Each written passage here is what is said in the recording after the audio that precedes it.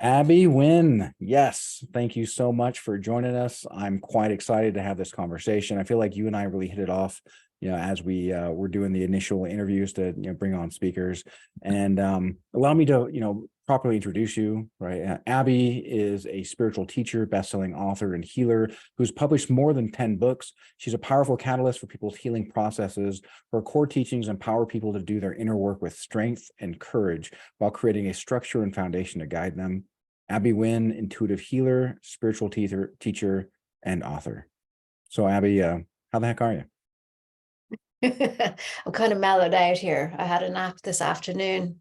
Mm, So I've been outside a lot lately, outside in the air, connecting into nature. I've been doing a lot of thinking as well, Josh, just kind of reorganizing myself and who I am and all the big answers to the mysteries of life. So you say spiritual teething. That's kind of, I feel like I'm teething again.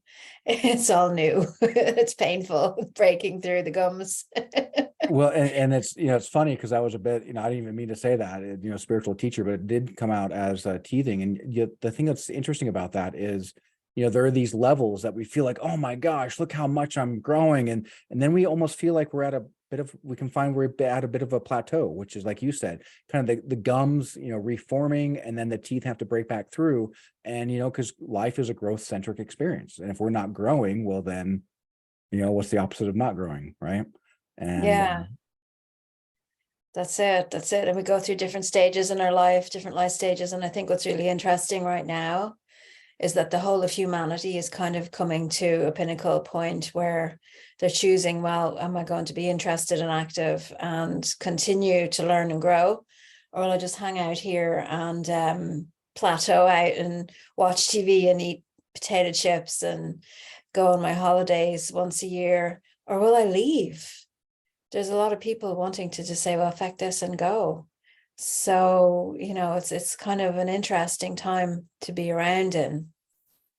well, and so when you are doing your work, right, as a spiritual, teacher, healer, and somebody comes to you and they say that they want to leave, but chances are they wouldn't be coming to you begging for help if they truly wanted to leave. It's just that that seems to be the only path ahead of them. They can't see anything other than the darkness. How do you maybe help somebody who's feeling that amount of extreme pain? Well, you sit with them and listen, first of all.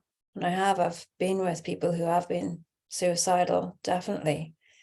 And what you just said, get straight to the core of it. If you wanted to leave, really, you wouldn't be here talking about this. So Right. what's the real issue? What's the weight? What's the burden? And lack of joy, Mm. primarily, I think, lack of joy. But, we have two worlds, more than two worlds going on at present. And many people who feel lack of joy are also on medication, which limits the amount of emotional capacity that they can feel. Like the spectrum of emotions is very much pushed inward. So you don't have extreme anything. So when you're not feeling extreme pain or grief, you're also not going to be feeling the joy or the happiness as well. When you put the barrier up, you keep everything out. So for me, over the years, when I've been working with people who are depressed, it's really interesting. I believe that it's mostly to do with soul loss.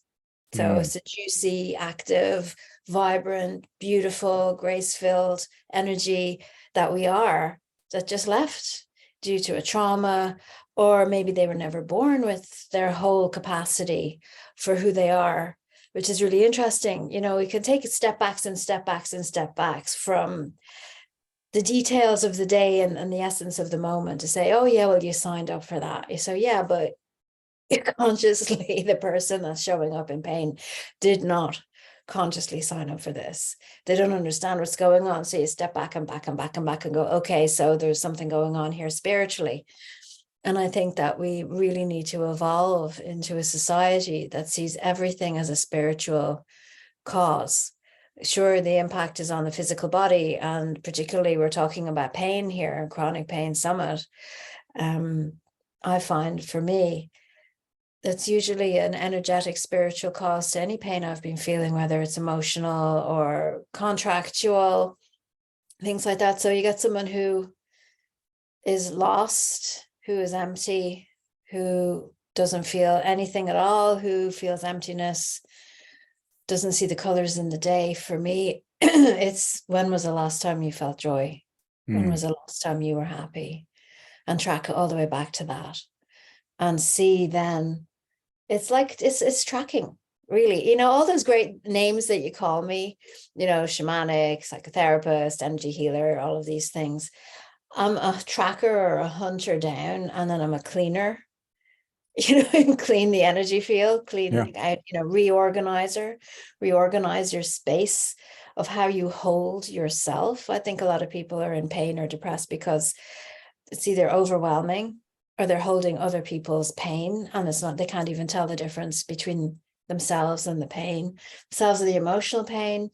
And then I have people with various levels of sensitivity who no longer recognize themselves because they think they're a shit person, right? Because they feel like shit all the time. And when you look at it and say, okay, here's a table, an empty table, let's take everything that is you and put it all out on the table so we can see what everything is, which is one of the things that I do. They realize that 3/4 of the stuff that they're carrying isn't even theirs. And it's shit. And they just think that they are shit because they just see all of this shit and they're carrying shit. You know what I mean? Yeah. So to get rid of all that stuff that's not theirs, you kind of empty out a little bit. So that's kind of where I am at the minute. I'm emptying. I'm emptying out me, and I'm getting down to the edge of it and going, how much of this do I really need to hold on to? How much of Abby do I need to function in the world? And you need a certain level of Abby or Joshua to function in the world, because otherwise you and I wouldn't be able to tell the difference from each other and couldn't have a conversation like this. But I think there's a lot of people who've got a bit lost along the way as well. And so sometimes you pick them up, you clean them off, you dust them down, and then they're like, oh yeah, now I remember who I am. Get rid of all that other crap. And as well as that, there's a lot of grief in the world right now. And some people go around like sponges. You could imagine how heavy a sponge would be, picking up all the grief and getting heavy. So depression is a heaviness. Depression is an emptiness. Depression is, and that's really, you get to depression before you get to suicide. Because when you get to that stage where you just don't know what to do and you just want it to end. Well, what's so interesting about what you just said there is that, depression, comes first before the thoughts of suicide. I mean, it's like a warning light on the dashboard of a car. And wouldn't we actually want to live in a world like that? That's built on rules, that's built on mechanisms, that's built on, hey, if we're going down a path that's going to ultimately lead to suicide, wouldn't we want a light to pop up saying, hey, check your engine, there's something wrong, go get it serviced, hey, do a self-exploration. And while we may get lost in the meaning and lost in, the modality of how to do that, I mean, wouldn't we want to live again in a world that has these rules, mechanisms built in? Because if we just woke up one day and felt on top of the world and then 10 minutes later felt suicidal, I mean, how could you deal with a world like that? I know. I think one thing we need to really understand, though, is that people are not all the same and they're not all made the same. So where I say depression comes before suicide, there could be somebody who just suddenly wakes up, as you say, and becomes suicidal, and we just don't understand why or where. If you see, again, the container of you or the container of me, and then we are what fills that container as well as being the container. What fills the container, we can't measure. We don't have instruments for that. We can get a sense of a feeling of what fills somebody's container by being around them. Like you and me, when we met our first chat, we just, kind of like this is good. But then you're going to meet someone else and you go, oh, there's something off with that person. There's something just not right. Where do these essences, elixirs of beingness come from? Different planets. Maybe there's some planet where the switches in the container of a human being don't function the same way. And then we've got all the bombardment, all the toxins in the world right now as well. Third party interference, which is something I found phenomenal, because as an energy healer, I run a group session every month, the end of the month. I've been doing it now, I think, for nearly 5 years. And so I have the backlog of the archives and to see the evolution and how difficult things have been before. But What I do now is mostly the deep valet clean of everybody's energy fields and say, okay, now we can all silence our mind, because there's so much stuff in the air that's not us as well, interfering with our thoughts. It's a very complicated subject where people have had thoughts implanted in their mind. Whereas, let's say in the 1970s, when life was a lot simpler, when I was growing up, what would be implanted in your mind would be the little jingles from the adverts that you'd hear on the Yeah. radio. Yeah. I don't think they got much more sophisticated than that. And we were much simpler, I think, then. But the complexity of the levels and the layers of everything that's around us right now is stunning. I mean, I'll give you a funny example. I was watching Star Trek Picard. I don't know if you're a fan, but Oh, I'm anything Patrick Stewart. I'm a fanboy. there was an episode that they alluded to where he had been kidnapped by the Borg, and I thought, oh, I'd be interested to see that episode. So I tracked it back. It wasn't even that old. Well, it's I suppose 80s, 1980s. Yeah, the Next Generation It feels episode like just last year to where me. it became But Locutus anyway, of the Borg. Yeah. yeah, so that was exactly the one. But to watch that on the same smart screen that I've been watching the other stuff, and the amount of information in each what do you call it, frame by frame, was significantly less. And I could just sit and watch the story and relax. I could really relax Mm, and watch it now. Okay, because there wasn't any crazy CGI, there wasn't any music that is grabbing you by the neck and yeah. dragging you into its Yeah. emotional bumpiness. You could watch a story. You could tell a really decent story. Okay, so the guys are standing there holding their guns and they come around the corner and it's like, oh, and then they shoot, and it's a bit wooden, but that doesn't matter.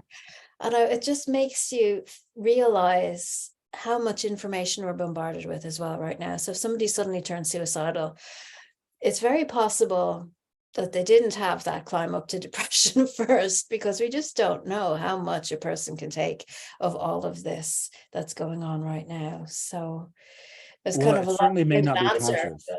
No, no, I like that. I actually appreciate that, that avenue of inquiry. I mean, because ultimately we're all programmable by design. I mean, that's the way that we're designed. That's the way that we're effectively cybernetic organisms that, when we have a thought, well, what that does is it creates some sort of neurochemical inside of our, and our brain and body are effectively one. And happy thoughts produce happy emotions. Negative thoughts produce negative emotions. Doesn't mean that it's good or bad, just means that that's just the way the system runs. Because again, we have a system built on rules. And often what I find is that those who are experiencing chronic depression not only are thinking depressing thoughts, therefore they're more depressed, but they're also completely inwardly focused. Yeah. Completely inwardly focused. Hey, what's wrong with me? And just whipping themselves and going around in this circle, around in the circle. Whereas if they were to go outwardly focused, well, then they would start to let go of some of that stuff.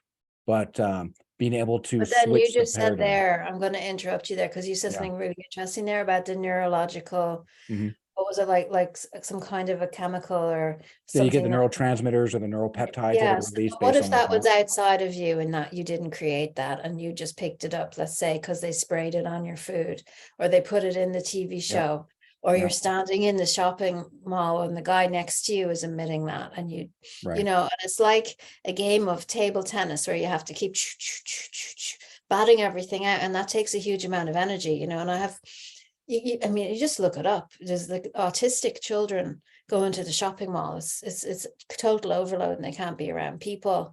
Um, so when your energy is low, and on top of that, which I didn't even mention, the solar activity, particularly of the last 3 years, but the solar activity, the removal of the veils, and people becoming more psychic. And there's a lot of people out there doing that thing where they've got all those thoughts and they're just dumping them on everybody else. It's an interesting world we live It's an in. incredibly interesting world. Well, and life is about challenge and growth, right? There's nothing that is tied to growth that doesn't have some form of challenge. You can look at trees, right? There's a tree that might start growing amongst other trees, so then it's got to fight for its ability to find shade. It's got to grow and grow roots down. And what's interesting too is that we may not see that there's a lot of external growth even if there's an incredible amount of internal growth, because we may not see, the tree or the sapling growing, much in height. But if we were to look down underneath in the soil, we see that the root structure is growing immensely. And wherever it is that our root structure is growing, well, that's ultimately going to be the nutrients that are feeding, right, the body itself. And if it's, nutrients based on what's not best for us, well, then we may find that the mind and body have a lot more difficulty, like you said, that ping pong, batting away that energy, and much easier to be exhausted and overwhelmed by the energy of other people, and find ourselves being defined by those other people, and defined by that energy that we have no business, holding on to. So having somebody to help us through a deep exploration of, hey, who are you, right? Where no man has gone before, coming back to, Star Trek, and but I think, and I'd be curious your thoughts here.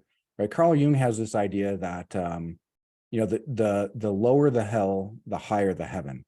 And the way I've heard other people speak, and Daryl Anka, who channels Bashar, he had this idea that if you're somebody who spends all their time in the dark, and just in the dark, the gross, what other people might call evil, and then you start coming out of it and become enlightened, well, it's like a rubber band being stretched tighter and tighter and tighter. And even though you're going deeper and deeper in the dark, when you release, and you release into that enlightenment, you can actually find that you can accelerate your growth into into higher vibrations, in the same way that the further taut a rubber band is, the further it's actually going to release and shoot. But a rubber band just disappears. Whereas for me, the growth has to be equal in both directions, because we are dark and light, and we can't be one or the other. So as we grow towards the light, I have found myself, there is a requirement to understand the dark as well, the dark in ourselves. And I have a problem with the word shadow. I have a problem with a lot of new age stuff, because you could be the world's best ballerina, Josh. You could, but you don't know, because you've never done ballet, right? So that's actually a shadow aspect, because it's in the shadow, and it doesn't mean it's bad or a good thing. It's just a thing. Whereas there are aspects of all of us that are light and dark that we've been conditioned to be ashamed of. So either we're ashamed of our darkness, or we're ashamed to show our lightness. And so as a rubber band flies away, for me it was the Kabbalah that says the more light that shines, the more darkness that you see, which is similar to what Jung is saying. However, the shamanic idea of the hollow bone is you growing and you hollowing out, and you're growing and you're hollowing out, so that you can span wider, which is kind of what I was saying in the beginning. So what's really interesting to me as we're speaking about this is that all the darkness has come to light over the last 3 years, say, and there's a lot more people out there whose eyes have been opened because of the information that's being released to the collective. Do you not think that that's part of a similar growth phase then for humanity as a general, that they're seeing the dark so that they can bring in more light? And we're seeing more dark, so we're bringing in more light. So there is that expansion, and you have to be able to hold both. Sure, we're going to lose people, because some people just can't hold both. Some people won't look at their inner work, put their hand up and say, yeah, I'm doing that. I have to stop doing that. It's not good for me. I have to, put everyone else's pain behind, stop trying to rescue everybody else, all this kind of stuff, or ask for help more. What's really interesting to me is when I wrote my novel, which is a novel in 3 parts. It's one big novel. Her, one of Marissa, my main character's biggest issues, was one of my biggest issues, which was, in practice, she's a terrible client because she doesn't want to talk about what's going on. Yeah. And there's all this stuff going on. She's in her head. She's going round and round and round, just like you were saying about people. She's very, very introspective, very analytical, but then doesn't want to share with anybody, so we have to get over that. We have to see that we're all human. We all understand each other. And when we have cancel culture, and now in Ireland, they're bringing in these hate speech laws and making people more and more afraid to speak out and talk. It's an encroachment on our boundaries, but it's also discouraging people from feeling able to say what they need to say in order to even just validate it, recognize it, get someone else to say, yes, I've been thinking these things too, or it reminds me of what this thing is in a book or something, and it's okay, you're not crazy.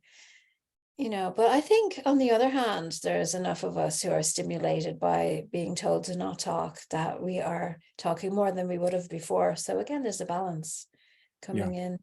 Yeah, well, it's interesting, that paradox, right? And this idea that we are disallowed to, and then those who may be at a certain frequency may find that the spirit rebels against rules that it knows are unjust, or rules just for the sake of rules, and might find ourselves inspired, motivated, right, to go out and share our thoughts even more because of we can feel the need. And so you mentioned the idea of shadow, and I like the idea of shadow insofar as the map I've created around it, right? And the map I've created around it is the idea of take a throwaway line that Jesus said in the Bible, and I like to use this analogy a lot. Judge not lest ye be judged. Well, I think the way a lot of people think of that is like, oh, I better not judge Abby or else Abby will judge me. Man, who gives a shit if Abby judges me? Like, don't get me wrong. I respect you. I admire you. I love the work that you do. But if you judge me, is that going to keep me from putting food on the table? Right? Is that going to keep me from being able to wake up and be happy? Is that going to keep me from being able to, spend, loving time with my son? Well, the shadow there, I think the implication is that judge not lest ye be judged means that you can't see the world except from a frame of who you are. So if you're looking at somebody with judgment, that's a shadow of your own persona that you've been alienating and rejecting. And this is a time for you to come to terms with it, because the shadow, the darkness is there to hold, right? To be the divine feminine energy, to hold and create the space for the divine masculine energy. But that can only happen when they come together, right? The light in a room, you can only tell how bright the light is by where it's not bright. And therefore we can see the juxtaposition of the light and the dark, or the contrast of the light and the dark. And so I think anytime that we see ourselves, and whether it's whether even if we're introspective and we're beating ourselves up because we feel depressed, well, there's likely a shadow of greatness that we've been alienating. And so we're afraid of it, and we find ourselves beating ourselves up because we are afraid to reach out to that. And being able to unionize that light and that dark, like you said, and the yin yang, that's really where it seems the beauty, the beauty lives, and where That's a magical huge manifestation amount can be. that you've brought up there. There's a huge amount. I mean, judge not lest you be judged. At what level, at what category? If somebody triggers the shit out of you, then you recognize that you are triggered and deal with your trigger, which is kind of what you're saying. And if you're jealous or angry, which is really nice lead in to the free gift I'm offering, if you're jealous or angry about someone else that's achieving something that you feel that you could do better, that you should be doing and you're not doing, then it's exactly what you said. There's some kind of majestic quality or skill that you haven't yet unlocked in yourself that you're struggling with, and then you can project that struggling outwards and blame someone else for what you're not doing in here.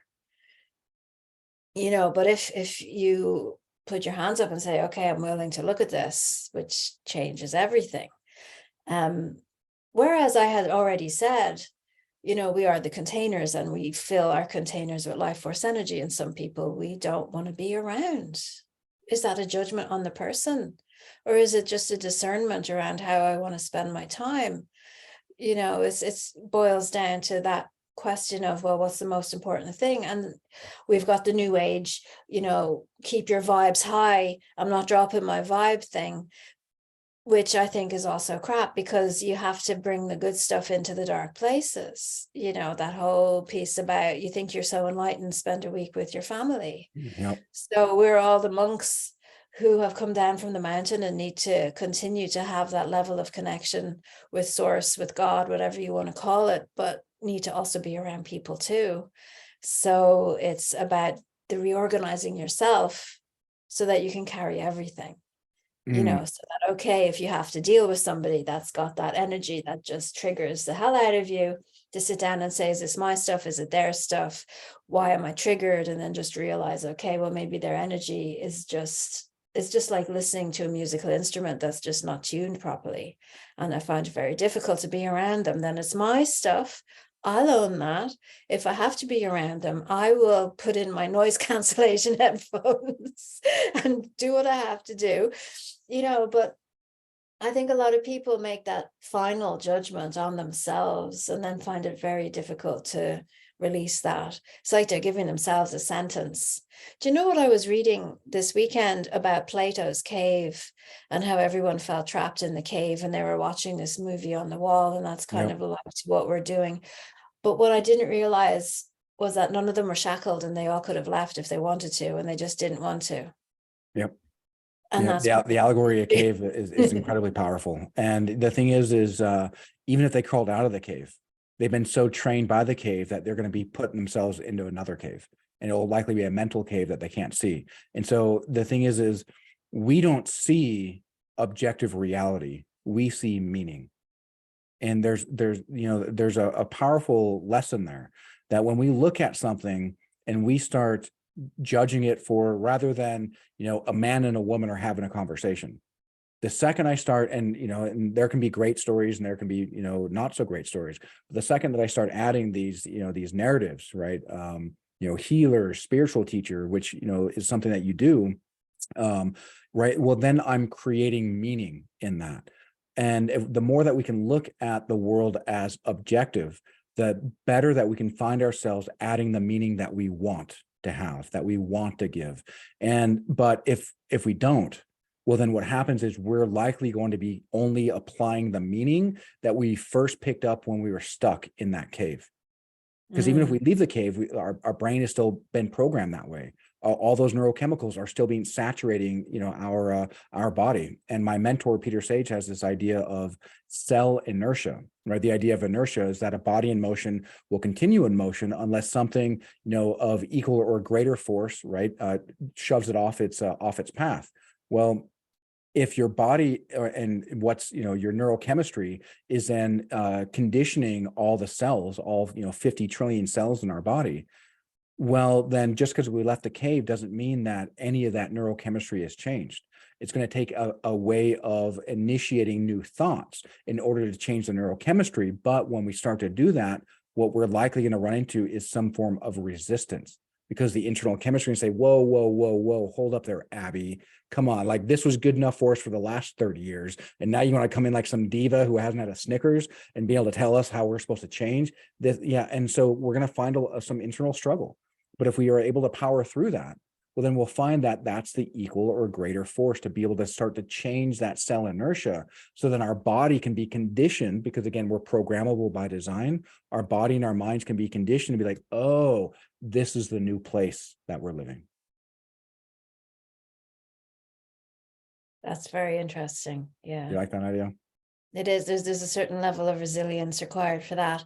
It's just, as you're speaking there, it's making me think of the pandemic and how many people were forced to stay at home and to really see where their home is, who they're living with, how they live. Do they like it? Do they not like it? You'd be avoiding relationship issues, or healing relationships, that kind of thing. And or on the other hand, not really enjoying going to work and really liking to be at home all the time, and how some people took well to that. Some people made huge changes because of that. So it could be one of the best things to happen, because I think the way we're living is like that rolling stone that just kept going with the momentum and speeding up, and that people didn't actually just stop and look, hang on a minute, guys, what are we doing here? And I think it's really good and really healthy to stop and look all the time and say, okay, why are we doing this? Come back to the whole doing things because you think you're supposed to do them, thinking things because somebody told you that you need to think them, and say, okay, well, what's the essence of healing? The true essence of healing is dropping everything that isn't you. Yeah. Dropping everything that isn't you, all the masks, all the roles, all the being nice, and facing your shadow, facing your darkness, facing your light as well. And facing the light can be very difficult too. and just embracing yourself in your wholeness and saying, I'm okay. I'm quite happy to be me.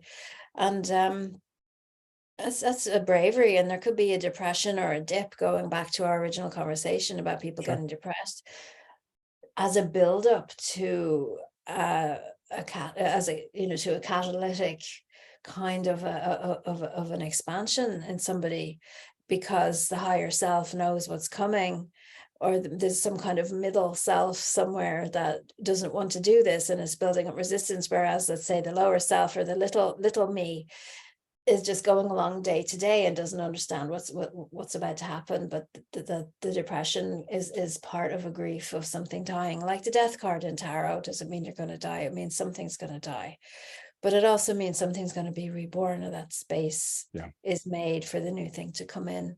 Yeah. So, I mean, we're multi-layered, multi-dimensional beings who work, and much more complex, I think, than people give us credit for. And that's why I think you can't just give somebody a pill, because a pill that blocks one chemical, to go back to chemicals, if that's the chemical that upsets them, the pill that blocks one chemical is going to have a cascade effect with other chemicals in the body and block other things.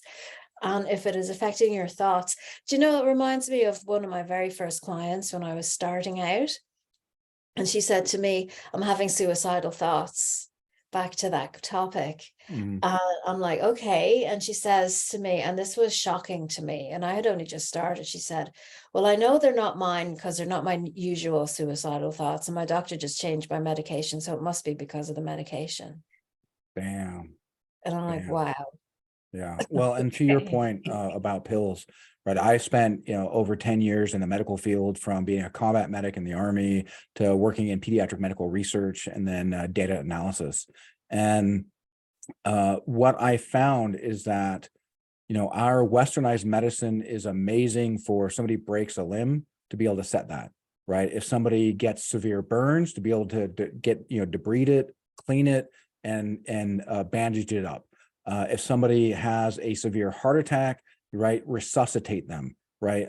But outside of that, any sort of chronic condition, our system is terrible at, because they treat it the same way that they treat an acute condition. Oh, you're just missing this. Oh, you've got a bullet in there. Let's just extract the bullet. Let's close up the wound, and that's it. Let's just do this very simple thing. But there's a very complex set of systems inside of our body that, if we don't harmonize, right, the whole of the body, well, like you said, there's going to be a lot of cascading effects that are going to cause a lot of problems. And now, psychology, neuroscience, they're all basically proving that chronic pain is some form of unprocessed trauma, unprocessed emotions, energy that likely is not ours, that we're holding on to.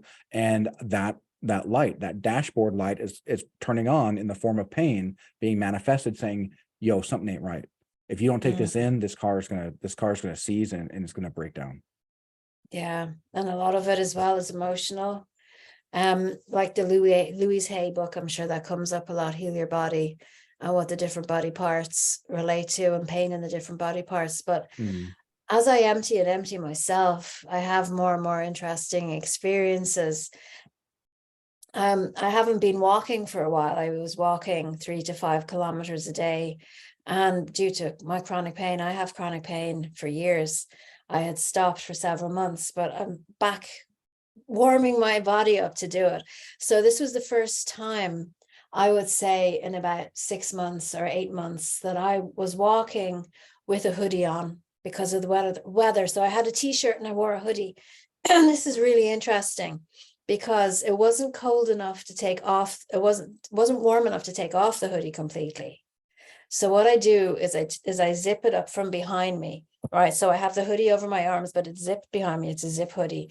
And I'm mhm. walking along and I'm zipping up the hoodie from behind me. And I get this feeling in my whole body of this book that I was listening to as an audiobook. I was listening to 5 books from this woman who's the most incredible fantasy author, as I did this with my hoodie. And I'm thinking, that's a stored bodily memory from whatever way I'm tying my hoodie. My body remembers the last time I did this, I was listening to this particular audiobook. And I don't think Mm, I could go back to my app and I could track it back to how many, like 2 years ago. If my body's like, oh yeah, the last time you did this was when you were listening to that book 2 years ago, then what the hell else does it remember? Do you know? Yeah. Isn't it fascinating? And it's like, oh, somebody looked at you weird, somebody slapped you, or, all these great disappointments. It's all stored in the body. And I think to really release stuff with loving touch, which is very difficult to do for some people. And I know I have difficulty with it as well, but that's really what releases that kind of an energy as well. So I find that you can have a vigorous massage to release pain. It's not as effective as loving touch. So which would you choose to do, that and take medicine? That's what, I just thought that was really interesting. My body giving me this image of me listening to the audiobook, and I could almost hear it in my mind as I went. So even my mind is like, oh yeah. So we're like cataloging and storing so much more than we know, which is maybe why when I'm sitting watching Picard and it's overwhelming, all the stuff that you have to try and remember, because you can't tell the difference between what you're what you need to remember, what you think you have to remember. Going to the shopping mall, it's just people are losing words now, because it's just, what do you write to your memory? How do you prioritize that? And the overwhelm itself can give you pain. No, 100%. You're absolutely right. And then, as you mentioned before, if you are watching something and then there's this music that's kind of grabbing you by the throat and it's directing you where to go, right? That's subconscious. That's purposeful, and it's speaking to your subconscious, which, our conscious mind might be able to dismiss things very easily, but our subconscious mind is actually what's in charge. This is why people procrastinate, even though they know what to do, because their subconscious mind is resisting. It's fighting against what their conscious mind, knows. They may know that they don't like being depressed, but there's something in the subconscious that's grappling with something until they deal with that, until they come to terms with, effectively, the way my mentor, describes the conscious mind, the unconscious mind. The conscious mind is an ant, and the unconscious mind is an elephant, and the ant is on the back of the elephant. And no matter how, what direction the ant is walking, if the elephant's walking in the opposite direction, well, then it's a futile exercise. And so we may feel that like, hey, all I need to do is, positive thinking. And if I have these positive thoughts, well, then everything will work out in my life. But that's not always the way it works, because if we only focus on positive thoughts, like you said, or there's negative thoughts. And if we immediately resist those negative thoughts, oh, that's not for me, I can't have those negative thoughts, I must be bad, or whatever sort of runs through our head. Well, now we're creating a half a person, because a whole person is capable of positive and negative thoughts. The negative thoughts, we don't need to dwell on them, but we need to recognize that this is a real thing. There's no such thing as a false emotion, right? These negative thoughts start stirring, some emotions inside of us. Well, that could just be, again, a dash light coming on saying, hey, there's something for you to investigate. Hey, there's a reason why you did that. You making an assumption then. I'm not saying you personally, but we all do it. I hate the idea of positive thoughts. I really do. Because it's so empty and vacuous, and it feels like it's an effortful exercise to do. Whereas I wouldn't label any thoughts as opposed to, is this having a detrimental effect on me? Or is this or is it not? And so the thoughts that would take you down the road, which would lead into depression and going around and getting stuck, the best thing you can do with those is face them. But when you bring in energy healing into the mix, it's a totally different way of doing it, which to me is just absolutely superb. So, like a gradient of colors, right? So you can start with the light going down to the dark, and you have all the different, let's just even say from white to black with the grays in between and everything. So these thoughts have a color, have a gradient, have a frequency, and they all kind of hang around the same level. And so let's say the happy thoughts, and I'm feeling good today, will be up higher, or the really depressive thoughts will be down lower. And so what I say to people is to say, okay, become the court reporter, because the court reporter doesn't have any opinion. They're not saying this is negative or this is positive. They're just typing, this is what they said this, they said that, they did this, they did that. And you say, okay, but you're coming in at the level of the thought that you're having, because you're in that frequency. So you just switch mode and court report yourself. Everything that you say, But what's really important is the exact words that you use and the way that you say it, and then which one are you repeating the most, so that you start to catalog all of this in your little notebook, and you can see just how much of this frequency is running through you. But then I say, and I think this is my brother has this on the bottom of his emails, and he never pays it any attention. Isn't it the Einstein thing about, you can never solve a problem at the same frequency at which it's created? At the same level of consciousness at which to Yeah, create the it. same level. So yeah, so you go out for a walk, you go and you dance, you play some music, you clear your head, you sit by the sea, you go for a swim, whatever. When you've shifted your frequency, then you look at the thoughts, and then you analyze those thoughts, and then you can say, is this true? Is this true? Is this true? Is this true? Where did this come from? Why do I say this particular thought 500 times? And this is where I'm stuck. But you can't do it when you're at that frequency. Yeah. Because you get consumed by it. So that's the key. And then when you're not in the frequency, when you're at a higher frequency, you're still not labeling stuff. You can sit down with yourself and say, okay, this is my father's voice. This is the teacher that I had at 5th grade. This is something that I picked up in a movie. This is not true. And then what you do next is you create the antidote to that thought, which is why having the exact words of the thought is so important. So the antidote is on the other level, the other side of the spectrum. Oh, it's not just write a positive thought to lift your spirit. It's not. It's exactly going in to each word of the thought that is causing you to stay at a lower frequency and change it. It's medicine. It's spelling. It's magical. It is spelling. Yeah. Okay. Well, and the same And thing what as you're far doing as is saying, yeah, but when you're at that higher frequency, you go, okay, so is this true? yeah. Is this one? And you go, yeah, it is true. So you then attune yourself to the frequency of the thought that fits for you as true. And then you drop down, you catch yourself dropping down, and that thought comes back. You go, okay, I have a pattern with this thought, this frequency. This thought is how my frequency is known to me. There's another way of doing it. So this matches back to everything I said earlier about all the bombardment from everything outside of you. You're going to drop into it. Then you get those thoughts coming up in you. That's your thought of that frequency. I don't like being at this frequency. Do you see how you're not saying it's my fault, it's your fault, it's negative, it's bad? I'm just saying, no, I just don't like being at this. I want to raise my vibration. So then you grab your antidote, which you made earlier because you had to be in the other frequency to make it. Yep. And you say it and you bring it through your whole body. And then the negative, heavy, nasty feeling, and you say, no, wait a minute, I'm going to look at you again, but I need to lift out of this frequency first, and then you can talk to me, and then we'll see, is this a real thing? And you bring it through. And then on YouTube, I have ways to use these affirmations as medicine.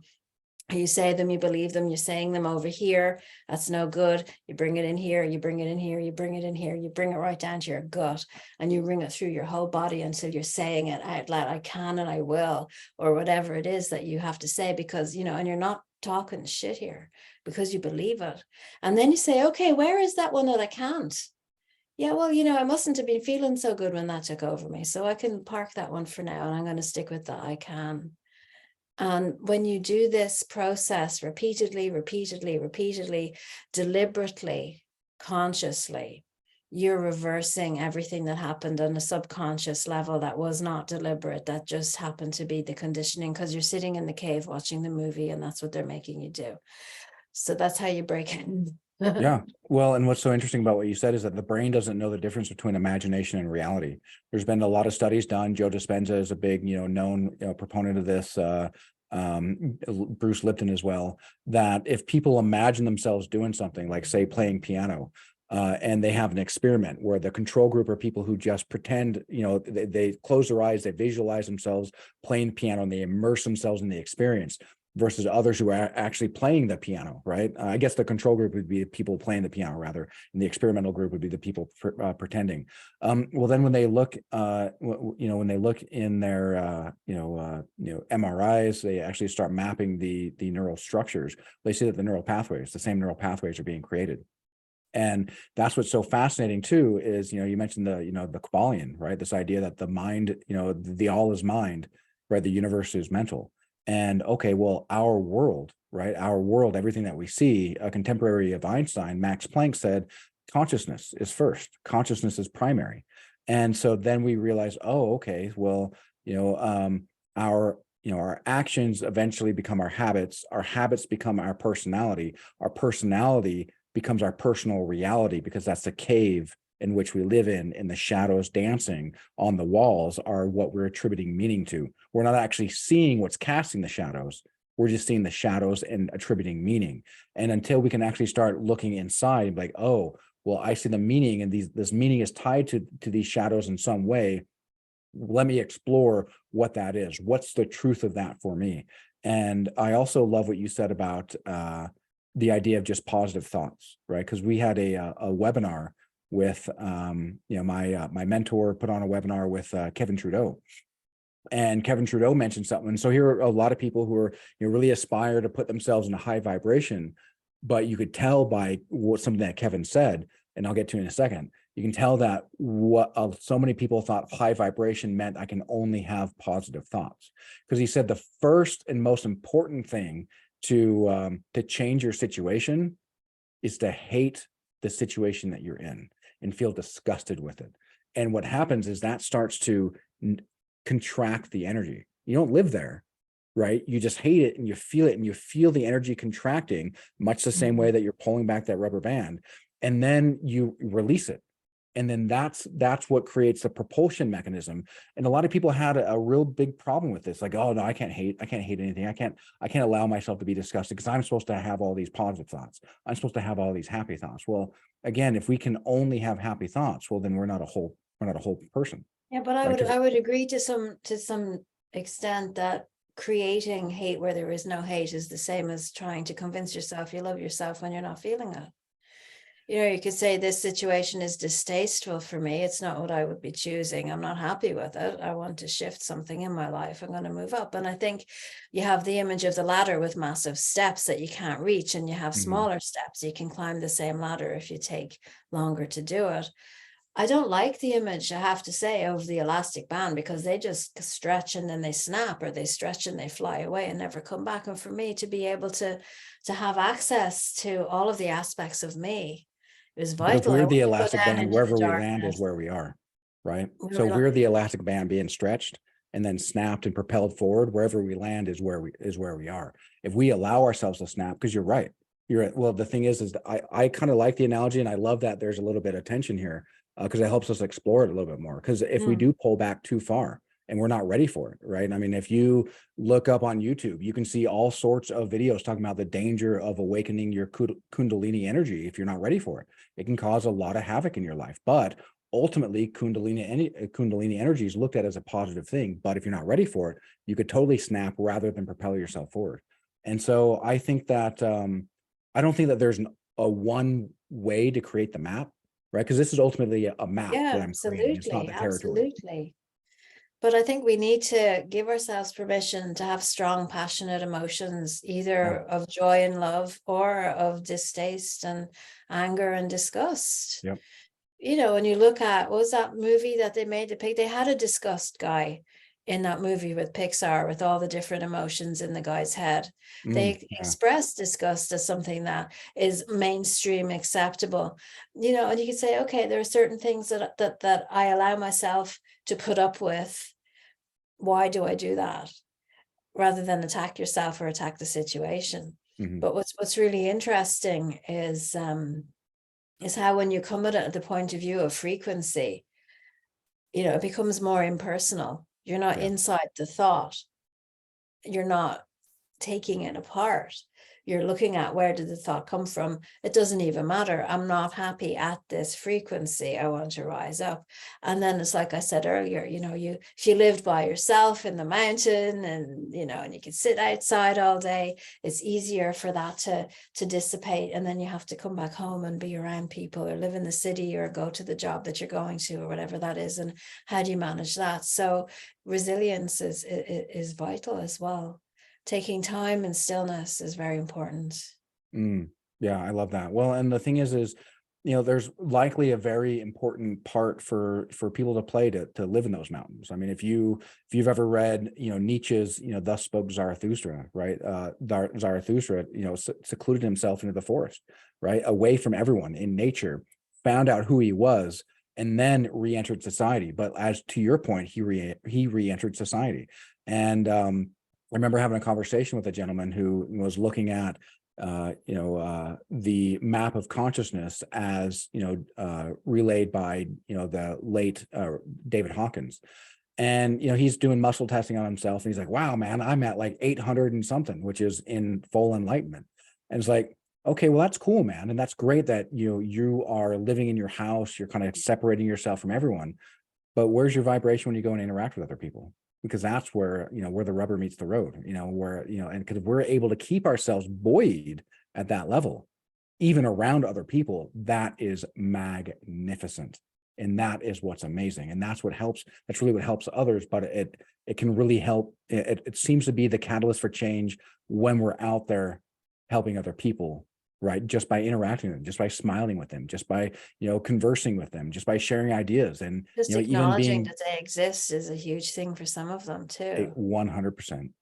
Hey, you know what? I see you. Yeah. Yeah. I was talking to someone who was working with homeless people, and they were saying, they don't mind if you don't give them money, but they get upset if you don't look at them. You're looking through them like they don't exist. Mm. The lowest of the low, and it's a reflection of who you could be, and we don't want to see that. As if you look at someone and say hello to them, it makes a big difference. And then it's like you're acknowledging that part of you that could be that person. If you're gonna, again, come from the universe's mind, and you're a piece of me and I'm a piece of you, and the homeless guy is also a piece of us, and that could be something, because I've always felt that ultimately we're God just dreaming everything into existence, wanting to have all of the experiences that are possible through us doing it for him, for want of a better word. So well, digital physics is now basically proving exactly that we are at some level, the great consciousness that's manifesting, that's rendering this, right? That it does seem like we are in some form of a simulation, and what we are, coming into is what's being rendered into our screen. And the best thing that we can probably do for people is to keep ourselves at a high vibration, because as you said, you don't personalize it. But if somebody insults you and you're at a high vibration, hey, you can see the pain behind the insult. You can see the pain of that person who's casting the insult. You don't feel the pain of the insult landing, because your high vibration just like, hey, that's not me. I don't need to accept that. I see that as a shadow on the wall, right? And I I gave don't need to this accept one that. to my daughter when she was at school. I've got 4 children, but I was told, I had an Akashic reading done on me quite early on in my career. And she said that I'm going to trigger a lot of people because I've done so much work on myself. They're going to see what work they haven't done in me, and it's going to really piss them off. And then they're going to say that it's my fault. So that's really interesting. So when my daughter was being bullied at school, I don't know, how old was she? About 8 or 9 years old. And it was really difficult for her.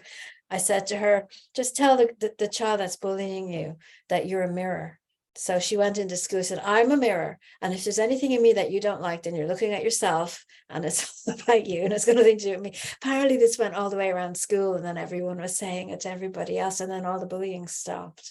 Oh, that's fantastic. Look at you. What a better way than I'm rubber and you're glue. Whatever you say, you bounces off me and sticks to Yeah, me. no, I'm a mirror. And if there's something about me you don't like, it's because it's that you don't like it in yourself. Mm. But what was really interesting was it dissolved away the element that wanted to have that aggravation and tension, because there was nothing left.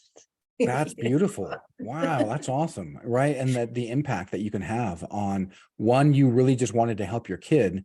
And then your kid, for survival, tapped into this higher wisdom and then became this example and invitation for others to discover that higher wisdom. But you see, but that's how we change the world, you see. That's Yeah. how we change the world. And one little kid saying one little thing can change a whole school. Just imagine how all of those kids then go home at night and bring that energy back into their families, and that ripples through Yeah. into everything that their families are doing. So we're all so connected in this web that we have so much more impact on things that we don't realize. Mm. Yeah. The parallel there again with the Ubermensch, or the psychological Superman, which is Zarathustra. Well, it's as the mind of a child. right? Not necessarily that they don't know anything about the world, but they focus on what's important, right? A child doesn't typically go out of their way to show you and peacock of how smart they are because they can solve all this bar trivia, right? They're there to play, they're there to experience, they're there to share love and just enjoy and be immersed in the overall experience. Yeah, but they're And also lighter in their frequency because they're not so attached to the way they think that things have to be, or exactly, that things should be, or who they exactly. think they should be, in that respect, that they're plastic and fluid and moving and open to changing. And so it's, going around with the eyes of a child, I think, is Mm. something that more and more adults can do when they release the heavy pain that they've been carrying. I love that. And I'd love for you to maybe talk a little bit more about the free gift that you're giving people, because it seems like this may be a benefit that people can find, that they can kind of go within themselves rather than judge from some external source. Well, again, it's what we've been talking about. It's exactly what we've been talking about. The way I work, first of all, is that I use transmissions of energy to do healing, because we can set our intention for what we want to do. So we see this thought, we know this thought is one that's really difficult to break out of, but we might not necessarily be able to break out of it ourselves. And you don't have to. This is why we have each other. This is why we have to ask for help from time to time. And so in the healing session that I'm offering here as a free gift, it has transmissions in it that will help people who listen. It's not, like just blasting out of the sound, and you open up and you say, okay, let it in here, let it in here, let it in here, and allow it to go in. And because it's a recording, people, follow through with it. I think there's a lot of healers out there, you don't know who to trust. So when you listen to it once, you listen to it lightly, and then you go into it deeper the next time and deeper the next time. It's meant to work on the layers. But what I do is I talk through as well what your mind might be doing. So it's like I'm grabbing your mind and bringing it over here and chatting away while I'm blasting your body with all the frequency, so that you can let go of all the stuff and then kind of bring you back together and go, oh, we've done that now. This is how I work, really. I say, we've done that now, it's done. How are you going to shift your thoughts so that you hold a new frequency, so that you don't drop back down? Mm. And that's kind of how I work with everything. But when you're always looking at somebody else, they have this and they have that and they have the other, it means there's something needing in you that you're not fulfilling, and your expectation is that someone else will fill it, and then you get resentful when they don't. Mm. So I always think it's really important to name what it is that you need, or that you think you need, and then ask yourself if you really need it, first of all. And then say, okay, well, this is what I want. So this reminds me very much of when I started out as a healer, setting up my business. I wanted more clients to come. I was looking at people who are very successful, and I was thinking, how did they get to where they were? But I wasn't resentful of it. I was going, okay, how can I, do that for myself? And it's when the resentment kicks in. Oh, there's someone who just sold 100 million billion books. And here am I working away, and I've published 15 books, and I've never sold that many books before in my life.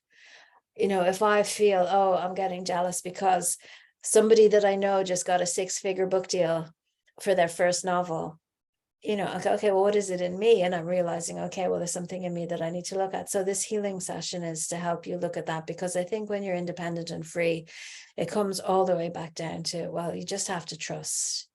Just like my daughter went to school and had an impact on all of those people that we never heard about. The books go out there and they have impact on people that I don't hear about. And I'm not writing these books for sales. I'm writing them to help people shift into higher frequencies. And Mm. it really helps you focus on, well, who are you? What are you doing? What do you want? And what do you need? And to allow that to come in, because I also think people have a tendency to not receive things very well. Here's the thing you always wanted. Oh my God. And I have this image in my mind. If love was a bunch of flowers, beautiful bunch of roses, I'm knocking at your door and I'm offering you these roses, but they're too overwhelming. And so you don't even open your door, and they pile up at your door, and then they all start rotting because you're not taking them in, and you're not absorbing them, and you're not growing from them. So we also have to be able to receive. Yeah. And that's the thing that people need to work on too. So I kind of hit all of the different layers within this particular session. And it's, someone would say to me, why are you giving that away for free? That, because people, this is what I do. The work comes through me. It doesn't belong to me. Sure, I have to pay my bills. I don't do everything for free, but I think that there's always more to do. It's a Yeah. good introduction as to how I work and what I do. And then if people want more, they can come and find me. But Oh, that's so I want fantastic. to see I the love that. world where people are generous and kind, Yeah. and so it's a paid forward thing. Yeah. That's incredible. Well, and for those watching, go ahead and make sure that you get that free gift now. You'll have 48 hours to go do that. Go get it now. Listen to it. And, like Abby said, listen to it. And if you are a little skeptical because you don't necessarily know where she's coming from, well, listen to it lightly. And then if you feel the intention and you feel the power, well, then listen to it deeper, and then listen to it deeper and see how deep it can go, and see what sort of benefit you can get. And Abby, this has been such an incredible conversation. I love the frame of where you're coming from. I'm a big nerd for Platonic wisdom as well, and philosophy. So the fact that you were harnessing the allegory of the cave from one of Plato's great dialogues. That's right up my alley. I love playing and exploring with those ideas. And this hour has come and gone incredibly fast. I feel like we just barely broached the subject. And really, I just want to thank you so much for the value that you have given to us here at the Cancel Chronic Pain Summit, helping others in a way of how to think and not in a way of what to think, right? The people who get so confused by, well, wait a minute, that's not a happy thought. Well, that's what to think, not a how to think is keep your vibrations high, and then you won't personalize those things and you can see it for what it is. You'll see the shadow for Yeah, I what it just is. wanted to add though, because this is about counseling chronic pain. And as Mhm. you can see, I'm really motivated and engaged with the material that I'm looking at all the time. And I find that when you are engaged with learning and want to discover something and feed yourself, then what you're doing is you're releasing a tension in your body that's causing a pain. And you Mm. actually release pain by being engaged with life. You have more of a longevity. My stepfather lived till he was 93 because he continued to write books and study, all of that time. And so when you're engaged, but then also with the frequency, and if you start to look at, well, what frequency am I residing in? And by raising the frequency, you also have less pain. But you're going to have pain because you exist in a body. So making the time to receive is important, because we soften when we receive. And when we soften, we're in less pain. So there's a lot to it. Yeah. Yeah, I there's a hope lot this to it. helps. Yeah, I think it will. This has been such an incredible value. Again, I really appreciate you taking the time to spend this time with us and to share your deep wisdom and to share that free gift. I mean, how powerful is that? That's incredible. And Abby, any last words of wisdom that maybe you could share to somebody who, and maybe that was it, just keeping the vibrations high. But I just want to give you an opportunity of, people who understand that, being stuck in their heads, feeling depressed, or being stuck in their heads and just feeling this constant pain in their body. And they know it doesn't serve them, but they don't necessarily know where to start. Yeah, I do. I want to say one more thing. Then after that, I probably have another thing to say. But what is really useful for people, even if you're not in chronic pain, is the idea of taking a cameo break. So you know what a cameo role is? Someone just comes into a movie, does something, and then leaves. Yep. Right. But it kind of breaks up the action. So a cameo moment with yourself is what I'm suggesting to people. In between every single thing you do, you take those moments with yourself where you just pull out, come into yourself. You can use it to gauge your frequency if you have a way of measuring it. And I do that in one of my books called How to Be Well. I teach a wellness scale, which is pretty much how to gauge how you're feeling, and to learn the difference between what you think you're feeling and what your body feels and what you're feeling emotionally. But if you break up the day, instead of going this and this and this and this and this and this and bed and up and this and this and this and this and back to bed and up again, and you're no, you're stopping and you're contemplating and you're checking in with yourself and you're slowing it all down and giving yourself time to process. And realizing, just that what I was saying there about Star Trek and the different things, that sitting down watching TV is not necessarily a way to process the day anymore, because there's just too much information coming in all the time. Maybe you want to just sit there in silence. Maybe you want to just put on some nice music. And, I've taken up crochet, do something with your hands and just breathing, and to see if you can do that every day. can really help you come into balance with yourself, help you catch up with yourself, because we have a lot of catching up to do. And I think what you're talking about, the digital physics proving about life being a dream, I'm very interested in that. I'll have to get more off you about that. But it sounds like from what you said, we're going to catch up with whoever the dreamer is. And that's kind of exciting as well. So yeah, 100%, 100%. Well, Abby, this has been incredible. I really, again, appreciate the value that you've given here. And, again, I'm sure that you and I could just, I can already think of a bunch of things that I'd like to say, but, we've got to find that amount of time. And I think this is good. I think that what it's we've very good. provided here has Very been good. very Well, good. we'll do another video together, I'm sure. Yeah, I think so too. I don't think this will be the last time that we've spoken. And to those watching, to you, Abby, hey, thank you so much. And may love and light always, guide your path. Thank you. Thanks for My having pleasure. me. And my pleasure.